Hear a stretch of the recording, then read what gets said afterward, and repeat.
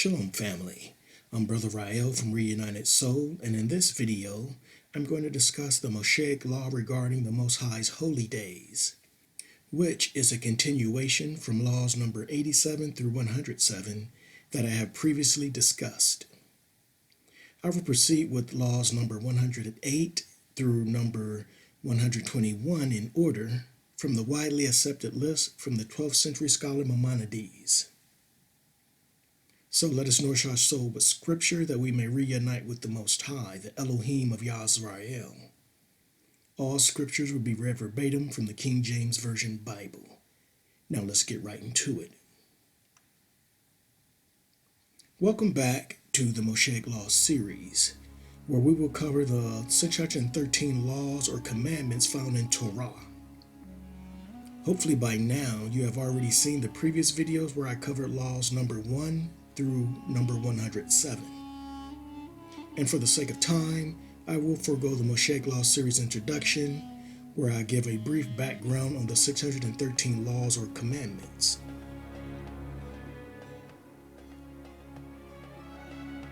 Also, going forward, I will refer to it as the Law or 613 laws. And lastly, I will point out laws that are duplicate, repetitive, or merely religious traditions of Judaism. And that is only when the scripture assigned does not support the law.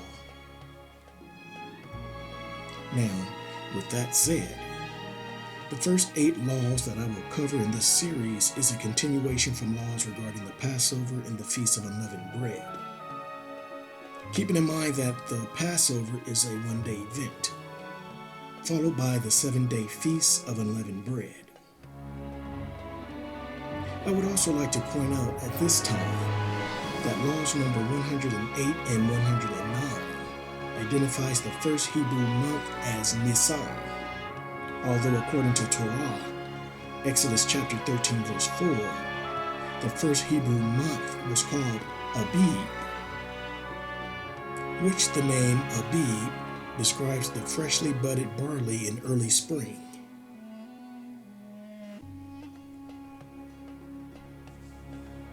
So where did the name Nisan come from? When our biblical ancestors were in Babylonian captivity, speaking the Babylonian language, and in some cases forced to change their Hebrew names to Babylonian names, such as with Shadrach, Meshach, and Abednego. Now their Hebrew names were Hananiah, Mishael, and Azariah. And notice how their Hebrew names end with El or Yah. The prophet Daniel's Babylonian name was Belteshazzar. Much like our ancestors who were forced by pain of death to accept their slave names during the transatlantic slave trade. Hence the name change of the first month from Abib to Nisan. And you can see that the month Nisan is referenced in Nehemiah chapter 2 verse 1. So yes, it is in our scriptures. However, I myself prefer to stick close to the Most High's covenant and use the name provided for us in Torah, which is Abib, according to Exodus chapter 13 verse 4.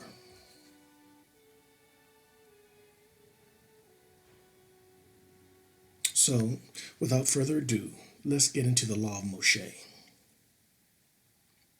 Law number 108, not to eat Shemetz on the afternoon of the 14th day of Abib. Shemetz being a leavened food product. The scripture assigned to this law is Deuteronomy chapter 16 verse 3, and I read, "Thou shalt eat no leavened bread with it. 7 days shalt thou eat unleavened bread therewith, even the bread of affliction, for thou camest forth out of the land of Egypt in haste, that thou mayest remember the day when thou camest forth out of the land of Egypt all the days of thy life." Please keep in mind that our current diet while in captivity involves quite a bit of leaven. It would do us well to become knowledgeable of what we eat, especially food that contains leaven. Law number 109, to destroy all Trumpets on 14th day of Abib. The scripture assigned to this law is Exodus chapter 12, verse 15, and I read, 7 days shall ye eat unleavened bread. Even the first day ye shall put away leaven out of your houses.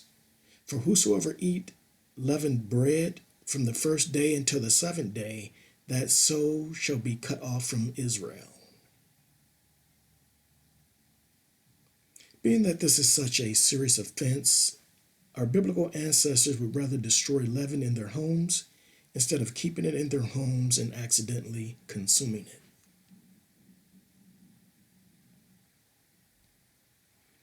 Law number 110, not to eat Trumpets all 7 days of Passover. Now at this time, I would like to make clear that Passover is a one-day event.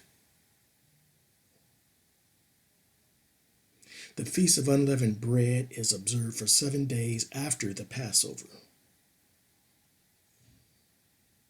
The scripture assigned to law number 110 is Exodus chapter 13, verse 3, and I read,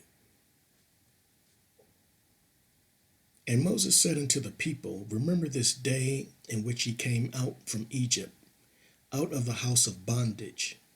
For by strength of hand the Lord brought you out from this place. There shall no leavened bread be eaten.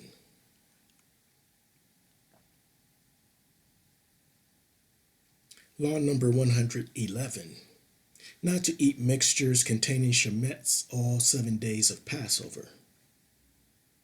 The scripture assigned to this law is Exodus chapter 12, verses 20, and I read, Ye shall eat nothing leavened, in all your habitations shall ye eat unleavened bread. Law number 112, not to see Trumpets in your domain 7 days. The scripture assigned to this law is Exodus chapter 13, verse 7, and I read, Unleavened bread shall be eaten 7 days, and there shall no leavened bread be seen with thee, neither shall there be leaven seen with thee in all thy quarters.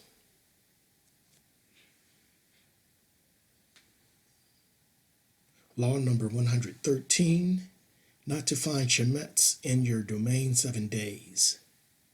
The scripture assigned to this law is Exodus chapter 12, verse 19, and I read, 7 days shall there be no leaven found in your houses, for whatsoever eateth that which is leavened, even that soul shall be cut off from the congregation of Israel, whether he be a stranger or born in the land. By now, you may have noticed a redundancy in laws number 108 through number 113 about not eating leaven, especially laws number 112 and number 113, not to see Trumpets and not to find Trumpets in your domain.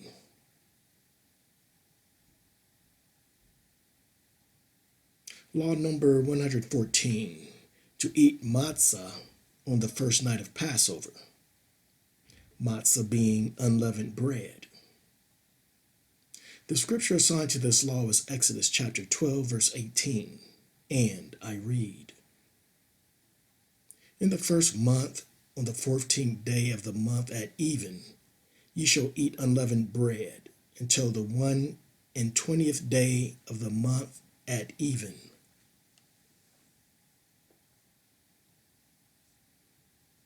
Law number 115, to relate the exodus from Egypt on that night.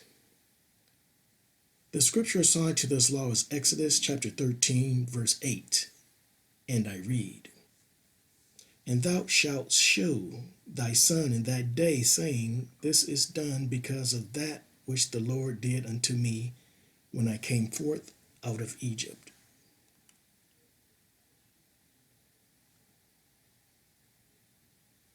Law number 116. To hear the shofar on the first day of Tishrei. Here we have another example of a month that has changed from the name provided in Torah to a name adopted from Babylon.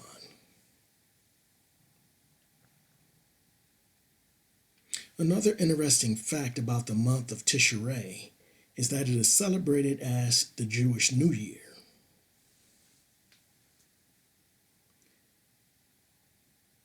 That is correct, brothers and sisters.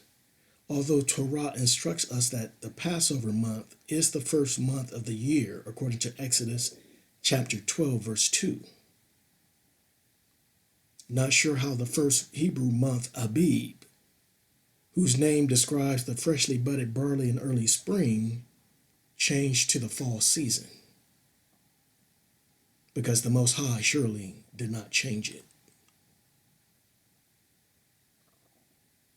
Now, I know this may sound confusing to some, not knowing what or who to believe, but you must decide for yourself. Are you following Torah and obeying the Most High's laws, statutes, and commandments, or are you following the religious traditions of man? Now, if you are straddling the fence, then that is the source of your confusion. So getting back to law number 116, the name of the month in question is Ethanim, which is the 7th month of the Hebrew calendar according to 1 Kings chapter 8, verse 2. So law number 116 should read as follows: to hear the shofar on the first day of Ethanim. The scripture assigned to this law is Numbers chapter 29, verse 1, and I read, And in the 7th month, on the first day of the month, ye shall have a holy convocation. Ye shall do no servile work. It is a day of blowing the trumpets unto you. So, as you can see in the assigned scripture, it is referring to the 7th month, not the first month. The 7th month on the first day, to be exact. Also, just so you know, the shofar is made from a ram's horn, brothers and sisters. Although you may see some of our brothers blowing the popular, longer, curled horn, or have it on display somewhere in their videos. Please understand, those long, curled horns do not come from the ram. Those are antelope or kudu horns. And granted, they may look more fashionable with the Hebrew costumes and the wristbands, and pleasing to the eye and to the ear. But they are clearly not ram's horns.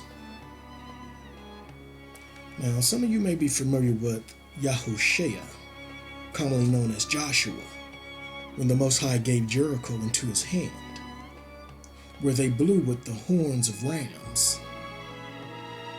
Let's go to Joshua chapter 6, verses 4 through 5, and I read. And 7 priests shall bear before the ark 7 trumpets of ram's horns. And the 7th day ye shall compass the city 7 times, and the priests shall blow with the trumpets. And it shall come to pass that when they make a long blast with the ram's horn, and when ye hear the sound of the trumpet, all the people shall shout with a great shout, and the wall of the city shall fall down flat, and the people shall ascend up every man straight before him. Now, can you imagine if our biblical ancestors showed up blowing antelope horns instead? Just because the antelope horns look much prettier than the ram's horns. They may even sound better than the ram's horns. Needless to say, entertainment was not on the schedule at Jericho. No, not at all.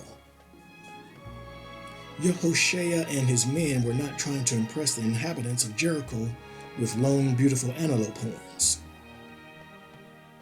Now, I am no biblical scholar, but I am certain that blowing the horns of antelopes or even kudus would have taken the Battle of Jericho in a much different direction. It would have been disastrous. So let's not confuse a ram's horn that our biblical ancestors blew with horns from other animals. Let's not do that, brothers and sisters. If you decide to get a shofar, please consider a ram's horn like our biblical ancestors. And yes, they were a lot shorter than the antelope and kudu horns. But the length is not the focus here. Biblical accuracy and obedience is the focus.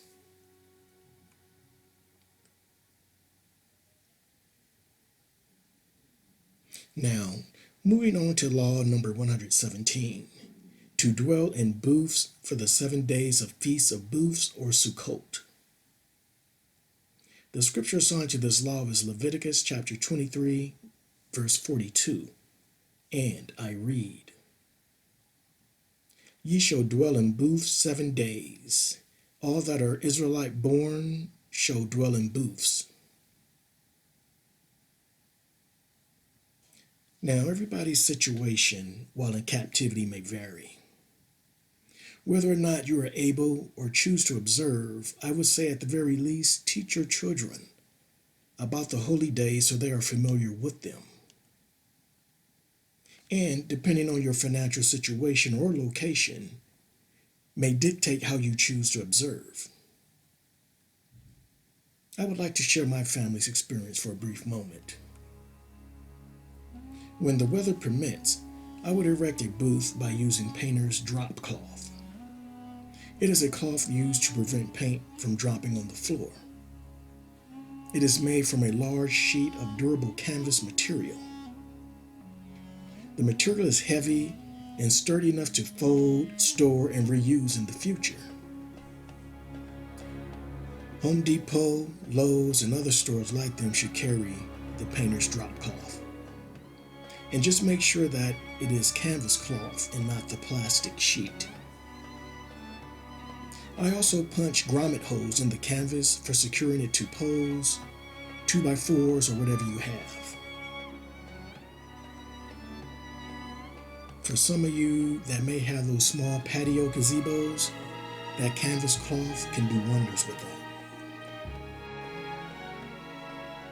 So we set up the booth with our canvas walls. We would set up a campfire next to it and cook a humble one-pot dinner outside the booth. Something quick and simple like a good comforting soup or a hearty stew. As we sit around the fire, each family member would take turns placing the ingredients into the pot. And as it cooked, we would have a Bible study and talk afterwards. When the dinner is ready, we eat by the warmth of the fire. This not only gives the family a close and memorable experience outside the comforts of home, it provides a much different perspective than just showing up at the dinner table. Because the entire family is involved in the whole process. Also keeping in mind that the first day of the feast is a Sabbath, as well as the day after the 7th day of the feast, according to Leviticus chapter 23, verse 39. So please plan accordingly. Moving right along to law number 118, to take up a lulav, an etrog, all 7 days. Before going into the scripture, the lulav is the branches gathered from trees, and the etrog is a citron fruit that resembles a lemon. The scripture assigned to this law is Leviticus chapter 23, verse 40, and I read, And ye shall take you on the first day the boughs of goodly trees, branches of palm trees, and the boughs of fig trees and willows of the brook, and ye shall rejoice before the Lord your God 7 days. You may have noticed that the etrog, or citron fruit, is not mentioned in verse 40. So that portion of law number 118 would be a religious tradition, not a commandment from the Most High. Moving along to law number 119. Each man must give a half shekel annually. The scripture assigned to this law is Exodus chapter 30, verse 13, and I read,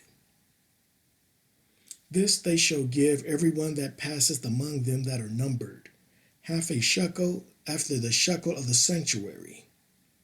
A shekel is 20 gerahs, and half shekel shall be the offering of the Lord. Now, when we read verses 12 and 14, we can see that those who must give are males from 20 years old and above.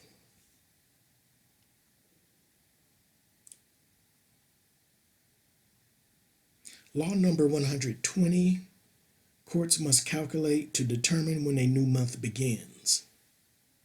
The scripture assigned to this law is Exodus chapter 12, verse 2, and I read, This month shall be unto you the beginning of months.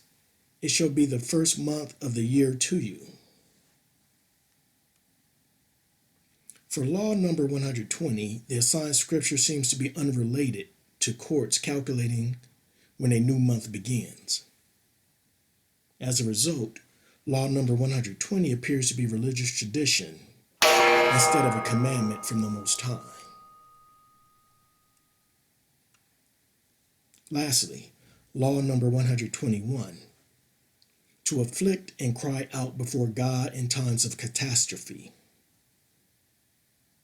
The scripture assigned to this law is Numbers chapter 10, verse 9, and I read, And if ye go to war in your land against the enemy that oppresseth you, then ye shall blow an alarm with the trumpets, and ye shall be remembered before the Lord your God, and ye shall be saved from your enemies.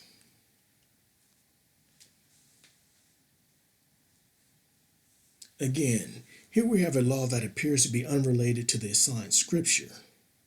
Clearly, the law describes one thing, and the commandment specifies another. Where the law itself is referring to a catastrophe, while the commandment is specifically referring to going to war in your land against an oppressive enemy. No doubt that a war can be catastrophic, but so can a natural disaster. All traditions aside, brothers and sisters, the law of Moshe is about obeying what we were commanded to do. Therefore, I would have to say that law number 121 appears to be religious tradition instead of a commandment from the Most High.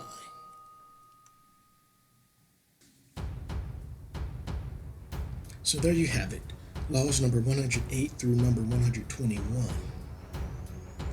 And as we clearly witness, some laws were repetitious of other laws, and some were merely religious traditions that was unrelated to the assigned scripture.